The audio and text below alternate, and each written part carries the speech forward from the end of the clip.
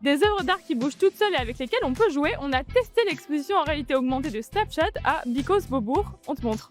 Alors là, il y a ma tête à la place du roi Charles. Je suis stylée en reine.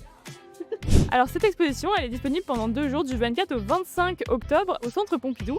Le principe, c'est assez simple. Il y a 7 panneaux qui sont disposés dans une salle. On va mettre les lunettes Spectacles de Snapchat et après, les tableaux prennent vie. On peut jouer avec, on rentre dans le tableau. C'est assez impressionnant. Ok, donc là, j'entends la voix de l'artiste. Je sais pas comment décrire ça. Littéralement, le tableau a bougé. En gros, là, je suis avec ma main. C'était une personne âgée et quand j'ai un petit peu flouté avec ma main, c'est devenu une personne hyper jeune. Ah, il y a mon portrait dans son style du coup. Plus t'avances, plus t'as les traits de crayon qui commencent à se dessiner et après t'as le portrait final.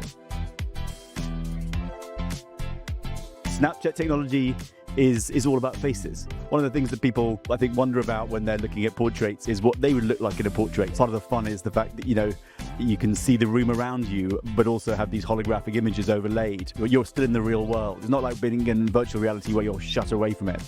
Le futur de la réalité augmentée aujourd'hui passe par les lunettes. Déjà, on a les mains libres, on a les caméras près des yeux, on a le son près des oreilles. Donc, on est dans une expérience qui est beaucoup plus immersive, beaucoup plus fine, beaucoup plus naturelle en fait. C'est le digital qui s'entrelace dans le monde réel et ça de manière complètement immersive.